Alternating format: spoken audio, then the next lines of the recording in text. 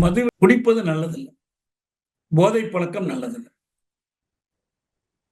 குடியும் போதையும் 100க்கு 100 ஒழிந்து விட்டால் அது ஒரு நல்ல சமுதாயம், மகிழ்ச்சியான ஒரு சமுதாயம். ஆனா என்ன வரலாற்று அனுபவமா இருக்குன்னா, உலக தழுவிய அனுபவமா இருக்குன்னா, உலகில் ஒரு நாடு கூட முழுமையான மதுவிலக்கு என்ற இலக்கை அடையவில்லை. எல்லா நாடுகளிலும் இந்த பிரச்சனை இருக்கு. அதாவது குடிப்பதை ஒரு தீய பழக்கமாக கருதாமல், அவங்களுடைய குளிர் சூழலுக்கு குடித்தாக வேண்டும் என்ற கட்டாயத்தில் இருக்கிற நாடுகள்ல கூட இந்த போதை பொருட்கள் பற்றிய கேள்வி, அல்லது மிகை குடி அதனால ஏற்படுகிற நோய்கள், அதனால ஏற்படுகிற சமூக சீர்கேடுகள், இது எல்லாமே இருக்கு. இதற்கு எதிராக ஒரு நீண்டகால போராட்டத்தை நடத்த வேண்டிய கட்டாயம் இருக்கு. அது குறிப்பா ஒரு பண்பாட்டு தளத்தில் நிறைய நடத்தப்படும். ஏற்கனவே அதாவது குடிகாரனை குற்றவாளியாக்குவதற்கு பதில் நோயாளியாக கருதணும். இதான் ரொம்ப அடிப்படையான அணுகுமுறை. அது மனிதநேய அணுகுமுறை மட்டுமல்ல, மருத்துவ அணுகுமுறை இதுதான். நீண்டகால குடிப்பழக்கத்திற்கு ஆளான ஒருவர் மருத்துவரிடம் போய் காட்டினால் அவர் சொல்ற முதல் அறிவுரை, நீங்க திடீர்னு நிறுத்திடாதீங்க, அவசரமா நிறுத்திடாதீங்கன்னு சொல்லுவாங்க. அதுக்கு பிறகு அதை படிப்படியா எப்படி நிறுத்தணும், எப்படி அந்த உடம்பு அமைப்பே பழகி போனதை எப்படி மீட்கணும். அதே போலதான் நாட்டுக்கும் இதுவே பொருந்தும். பாரத மாதா ரொம்ப காலமா குடிப்பழக்கத்துக்கு இரையாகி இருக்கிறார்.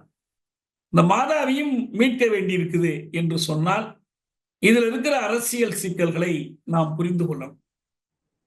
ஒரு உதாரணத்தை நான் சொல்றேன்.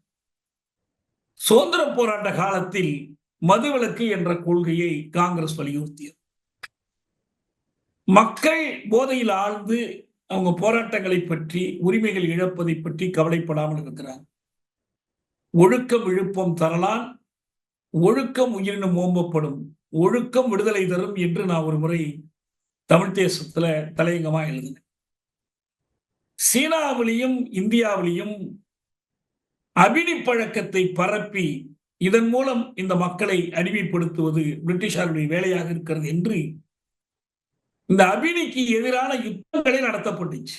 ஓபியம் வார்ஸ், அபினி யுத்தங்கள் என்று வரலாற்றில் நிகழ்ந்துச்சு. ஆக ஆதிக்கம் செலுத்துகிற அரசுகள் இந்த போதை பழக்கத்தையும் தங்களுடைய அடக்குமுறைக்கு ஒரு கருவியா பயன்படுத்தும் போது அதை எதிர்த்து, அந்த பழக்கங்கள் பரவுவதை எதிர்த்து, அவற்றினால் ஏற்படக்கூடிய உடல்நல சீர்கேடு, பொருளியல் சீர்கேடு, இவற்றை எதிர்த்தெல்லாம் போராட வேண்டிய கட்டாயம் போராடுகிற அமைப்புகளுக்கு ஏற்படும். அந்த கோணத்திலும் அரசியல் நோக்கிலும் நாம் இந்த மது பழக்கத்திற்கு எதிராக அதனுடைய மற்ற தீய விளைவுகள், கள்ளச்சாராயம், ஊழல், எல்லாத்துக்கும் போலீஸ் அடக்குமுறை, எல்லாத்துக்கும் அது வழிவகுக்குது. அது எல்லாத்தையும் எதிர்த்து போறாங்க. அதே நேரத்தில் முக்கியமா என்ன கவனத்தில் கொள்ளணும்னா, இங்கே அரசு என்று சொல்வது இந்திய அரசு, தமிழக அரசு, உள்ளாட்சி அமைப்புகள் எல்லாமே இருக்கு. இப்ப 47 என்ற உறுப்பை அவர் எடுத்துக்காட்டி இருப்பதா மகிழன் சொன்னார். 47 எதுல இருக்குன்னா, டைரக்டிவ் பிரின்சிபிள்ஸ் ஆஃப் ஸ்டேட் பாலிசியில இருக்கு. அரசு கொள்கையின் திசை நெறிகள். இந்த திசையில நீங்க போகலாம். எல்லோருக்கும் கட்டாய இலவச கல்வி கொடுக்கலாம். 14 வயதுக்குட்பட்ட எல்லோருக்கும் கட்டாய இலவச கல்வி கொடுப்பது, சொத்து குவிப்பை தடுத்து பொருளியல் வளர்ச்சியை மேம்படுத்துவது, எல்லோருக்கும் அவரவருடைய தேவைக்கேற்ற அளவுக்கு ஊதியம் கொடுப்பது, இதெல்லாம் அதுல இருக்கு.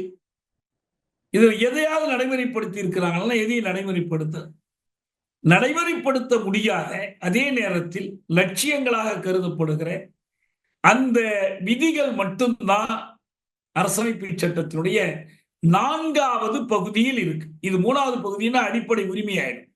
இது 4வது பகுதியில் இருக்கு. 4A என்பது கடமைகள். அதுல அறிவியல் கண்ணோட்டம் எல்லாம் இருக்கு.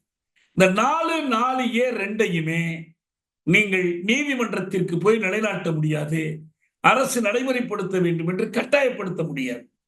இதுக்குள்ள கால்நடை பாதுகாப்பு, பசுவதை தடுப்பு எல்லாமே இதுக்குள்ள வந்தோம். ஆனா எதையுமே நடைமுறை. அதே போலதான் இந்த பொது சிவில் சட்டத்திற்கு காரணமாக சொல்லப்படுவதும் அதே 4வது பகுதி தான். இதெல்லாம் விரும்பத்தக்கது, நாடு பூராவும் ஒன்னா இருந்தா நல்லது தானே என்றெல்லாம் எழுதி வைக்கப்பட்டது. எனவே அதுக்கு பற்றார்ந்த விருப்பங்களின் தொகுப்பு, a collection of pious wishes. அதை வைத்துக் கொண்டு நாம் என்ன சொல்ல முடியாதுன்னா இந்திய அரசு இதை செயல்படுத்திட போகுது என்று சொல்ல முடியும். அப்ப என்ன பண்ணாங்கன்னா 1937 மாகாண சட்டமன்ற தேர்தல்கள் நடத்தப்பட்டு அதில் பல மாநிலங்களில் காங்கிரசும் சில மாநிலங்களில் முஸ்லீம் லீக்கும் தேர்ந்தெடுக்கப்பட்ட போது அந்த கிடைத்த அதிகாரத்தை கொண்டு கட்சி கொள்கைகளை நடைமுறைப்படுத்த முயற்சி பண்ணாங்க. காந்தி நடத்திய மதுவிலக்கு போராட்டத்தில் பெரியார் என்ன பங்கு வகித்தார் என்பது நமக்கு தெரியும். இந்த போராட்டத்தை நிறுத்த வேண்டும் என்று காந்தி அணுகிய போது ஈரோட்டில் பெரியாருடைய சகோதரியும் மனைவியும் இருக்கிறாங்க, நாகம்மையும் கண்ணம்மையும். அவங்கள்ட்ட கேட்கணும், அவங்கள்ட்ட தான் பேசணும்னு சொல்ற அளவுக்கு அந்த போராட்டத்தில் அவர் ஈடுபாடு காட்டினார். தென்னை மரத்தில் கல் இறக்கக்கூடாது என்பதற்காக 500 தென்னை மரங்களை வெட்டி சாய்த்தார் என்ற பெயரெல்லாம் உண்டு. ஆனா 37 ராஜகோபாலாச்சாரியார் இந்த மாகாண அதிகாரம் கிடைத்ததை வைத்து காங்கிரஸ் கொள்கைகளை அந்த மாகாணத்திற்குள் நடைமுறைப்படுத்த ஆரம்பித்தார். ஒன்று, அவர் என்ன தொடங்கினார்னா இந்தியை படிக்கணும், பள்ளிக்கூடங்கள்ல இந்தி பாடத்தை ஊத்துறார். நமக்கு தெரியும் 38 அதை எதிர்த்து தான் முதல் மொழி போர் நடந்துச்சு. அதை பற்றி வேறு இடங்கள் நம்ம பார்த்திருக்கோம். அவர் எடுத்த இன்னொரு நடவடிக்கை மதுவிலக்கு. முதல்ல அவருடைய சொந்த மாவட்டமான சேலம் மாவட்டத்தில் மட்டுமென்று தொடங்கி அதை விரிவுபடுத்துவது. மதுவிலக்கு கொள்கையை எல்லோரும் விரும்புவார்கள், ஆதரிப்பார்கள் என்பது ஒரு பக்கம். ஆனால் பெரியார் மட்டும் சொன்னார், நீ மதுவிலக்கு கொள்கை என்று கொண்டு வந்து இந்த இழப்பை ஈடுகட்டுவது. ஏன்னா இந்திய அரசுக்கு உங்களுக்கு பணம் வரணும். இவங்க ஒன்றும் தனி நாடு கிடையாது, விருப்பம் போல் வரி வசூலிக்க முடியாது, கிடைக்கக்கூடிய செல்வங்களை பயன்படுத்தவும் முடியாது. அப்ப நீ சொல்வ, அதுக்கு வரி போடுவ. அதே மாதிரி ராஜாஜி என்ன பண்ணார்னா புதுசா ஒரு வரி கொண்டு வந்தார். அதுதான் சேல்ஸ் டாக்ஸ், விற்பனை வரி. இன்னைக்கும் அது நடைமுறையில் இருக்கு. மத்திய விற்பனை வரி இருக்கு, மாநில விற்பனை வரி இருக்கு. மதுக்கடைகளுக்கு கிடைக்கிற வருமானத்திற்கு நஷ்ட ஈடாக கொண்டு வரப்பட்ட அந்த வரி மதுவிலக்கை கைவிட்ட பிறகும் நீடிக்குது. மதுவிலக்கை கைவிட்டோன்னு அந்த வரியை எடுத்திருக்கோம், ஆனா நீடிக்குது. அப்ப பெரியார் சொன்னார், இல்லை, ராஜாஜியோட நோக்கம் இதுவல்ல. ராஜாஜி அரசுக்கு போதிய வருமானம் இல்லை என்று சொல்லி பள்ளிக்கூடங்களை மூடப் போகிறார். நம்முடைய குழந்தைகளின் கல்வியை கெடுப்பதற்காகத்தான் அவர் இந்த திட்டத்தையே கொண்டு வந்திருக்கிறார். ஏமாந்துடாதீங்க. நாம் மது ஒழிப்பு பரப்புரை செய்யலாம், மதுவிலக்கை நாம் நடைமுறைப்படுத்துவதற்கான ஒரு இயக்கத்தை நடத்தலாம், பெண்களை திரட்டி நடத்தலாம், மற்ற தொழிலாளர்களை திரட்டி நடத்தலாம்.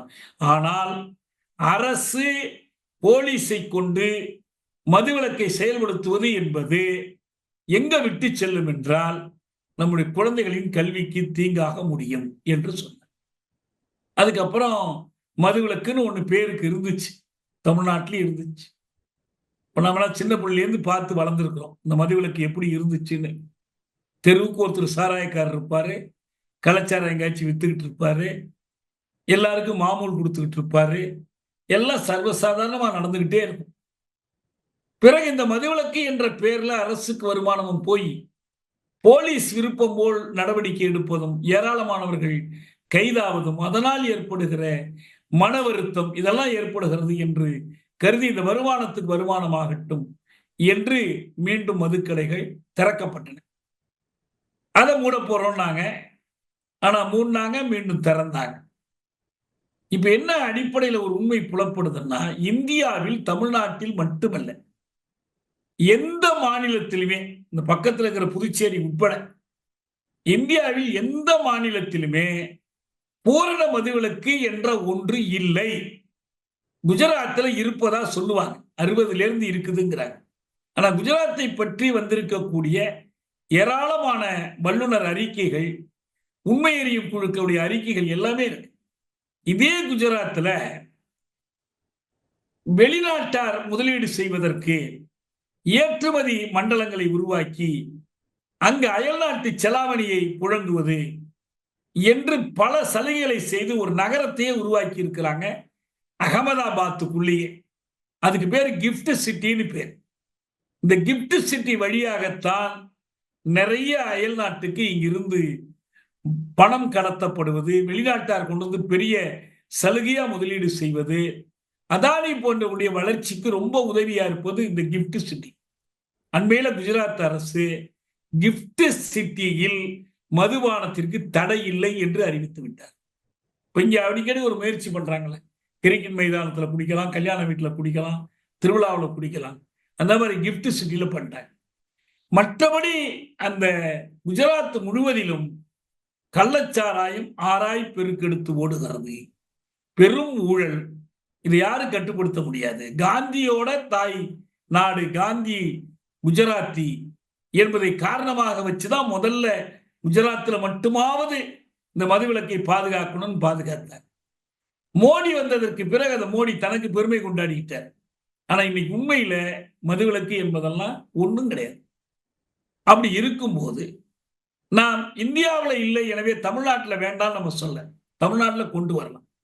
முதல் விஷயம் என்னன்னா, மாநில அரசு மதுவிலக்கு என்பதை மக்களுடைய உடல் நலம், பண்பாட்டு நலம் தொடர்பான ஒரு கேள்வியாக பார்க்கணுமே தவிர அரசு வருமானத்திற்கான ஒரு வழிவகையாக பார்க்கணும். என்னுடைய விளைவு என்ன? கொரோனா காலத்தில் டீக்கடைகளை கூட மூட சொல்லிவிட்டு மதுக்கடைகளை திறந்து வச்சிருந்தாங்க. ஏன்னா அரசு வருமானத்திற்கு அதைத்தான் நம்பி இருக்கிறாங்க. மேதினத்தன்னைக்கு கூட அதை மூடி வைக்க கூடாது, திறந்து வைக்கணும் என்று கேட்டாங்க. பண்டிகை நாட்கள்ல கூடுதலான வருமானம் ஈட்டுவது, மொத்தமா வாங்க கஷ்டம்னா கட்டிங்ல கொடுக்கறது, என்னென்னமோ செஞ்சாங்க. அது இதுல அதிமுக திமுக எந்த வேறுபாடுமே இல்லை. குடியை கெடுக்கும் என்ற ஒரு அறிவிப்பு போடுறாங்களே தவிர குடியை கெடுக்கும், குடியை எதிர்த்து மக்கள்கிட்ட இயக்கங்கள் நடத்தல. அன்னைக்கு கைத்தறி ஆடைக்காக திராவிட முன்னேற்ற கழகம் இயக்கம் நடத்துனுச்சுன்னா கைத்தறி சுமந்து போய் விட்டார்கள். கதராடைக்காக காங்கிரஸ் இயக்கம் நடத்தியதுன்னா கதராடையை உடுத்துவது மட்டுமல்ல, கதராடையை மக்களிடம் கொண்டு செல்வதை பாரதிதாசன் காங்கிரஸ்காரராக இருந்தபோது கதராடை சுமந்து விட்டார் என்று நம்ம படிக்கிறோம். கைத்தறிக்காக இயக்கம் நடத்தினாங்க. திமுகவோ அதிமுகவோ குடிப்பழக்கத்திற்கு எதிராக மக்களிடம் இயக்கம் நடத்துவதே இல்லை, நடத்தியதே இல்லை. அதெல்லாம் நடத்தலாம். ஆனால் அதே நேரத்தில் பூரண மதுவிலக்கு என்று சொல்லி நடைமுறை சாத்தியமில்லாத ஒன்றை கொண்டு வருவதனால் இது மேலும் சிக்கல்களுக்கு இட்டு செல்லும். இதை திடீரென்று இவங்க எழுப்புவது ஒரு அரசியல் தான், வேற ஒன்றும் கிடையாது. இவ்வளவு காலம் இல்லாமல் இப்ப திடீர்னு எழுப்புவதற்கு எந்த இயக்கமும் இல்லாமல் இப்ப என்ன அரசு, இப்ப மாநில அரசினுடைய இந்த ஜிஎஸ்டி பங்கு, வரி குறைப்பு, கல்விக் கொள்கையை கடைபிடிக்கலன்னா நாங்க பணம் கொடுக்க மாட்டோம்னு சொல்றது, அரசை கடும் நெருக்கடிக்கு உள்ளாகி கடன் சுமையில் மாநில அரசை ஆழ்த்துவதற்கு முயற்சி பண்ணிக்கிட்டு இருக்கான். அது ஒரு கோணத்திலிருந்து அடின்னா இன்னொரு கோணத்திலிருந்து இந்த மதுவிலக்கு கொள்கை நடைமுறை என்பது இன்னொரு அடியாக அமையும். அதனால இங்க அடிப்படை கேள்வி ஒன்னே ஒண்ணுதான். மதுவிலக்கு உட்பட எல்லா கோரிக்கைகளையும் எழுப்பலாம், எல்லா கோரிக்கைகளுக்காகவும் போராடலாம், எல்லாத்துக்கும் மாநாடு நடத்தலாம். ஆனா ஒன்னே ஒண்ணு, அரசியலில் எல்லை விரிக்கிற கோட்டை வரைந்து கொள்ள வேண்டும். இப்ப திருவாரூர் என்ன சொல்றாரு? எங்களால பாமக கூப்பிட முடியாது, அவங்க மதுவிலக்கில் நம்பிக்கை உள்ளவங்க தான். ஆனா பாஜக கூப்பிட முடியாது, ரைட்டு. அதிமுக எப்படி கூப்பிட முடியும்? இப்ப கூப்பிட போறதுல நினைக்கிறேன். ஆனா அதிமுக என்ன மதுவிலக்கை கடைபிடிச்சுக்கிட்டு இருந்த கட்சியா? எடப்பாடி மதுவிலக்கு எதிர்ப்பு பிரச்சாரகரா? அதிமுக ஆட்சி காலத்தில் எனக்கு அதிமுக இருந்து ஒரு அமைச்சர் சொல்லுவார், இவன் வசூல் மகன, இவன் வளர்ப்பு மகன் இல்ல வசூல் மகன் பர், தினந்தோறும் கடைகளில் போய் வசூல் பண்ணி கொடுக்கறதான். எம்ஜிஆர் காலத்தில் இதுல எவ்வளவு ஊழல் நடந்தது என்பதை பற்றி, எவ்வளவு ஊழல் நடந்துச்சுங்கிறத பற்றி எஸ்டிஎஸ் மனு கொடுத்தார். அவரே பின்னால போய் இணைஞ்சுக்கிட்டார், அது வேற விஷயம். ஆக இந்த ஊழல் பெருகுவதற்குத்தான் இது வழி செய்யும். அதை விடுத்து இதற்கான ஒரு படிப்படியான அணுகுமுறையை அரசுக்கு மாற்று வருமான வழிகளை தேடுவது, எல்லாவற்றுக்கும் மேலாக இந்திய அரசோடு போராடுவது இந்த 47 செயல்படுத்துறதுக்காக அல்ல. அது நடக்கவே நடக்காது. 47 செயல்படுத்தல 51 செயல்படுத்தி போராடலாமே. வேறு எத்தனையோ பிரிவுகள் இருக்கு. அதெல்லாம் ஒண்ணும் நடக்காது. அதற்கு பதிலாக ஜிஎஸ்டி மற்ற வகையில் தமிழக அரசுக்கு சேர வேண்டிய பங்கை மறுக்கிற இந்திய அரசுக்கு எதிராக ஒரு போராட்டம் முன்வரணும். அந்த போராட்டத்திற்கு வருவாரா எடப்பாடியாரு? அந்த போராட்டத்தில் அதிமுக உங்களால் இணைத்துக் கொள்ள முடியுமா? அப்ப இது ஒரு அரசியல் பேரத்திற்கான ஒரு கருவியாக நீங்கள் பயன்படுத்துகிறீர்கள் என்ற சந்தேகம் எழ வாய்ப்பு. பார்ப்போம் அடுத்தடுத்து என்ன செய்கிறார்கள் என்று பார்ப்போம். ஏதோ திசை தவறி போகிறாரோ திருமா என்ற கவலை நமக்கு ஏற்படுகிறது.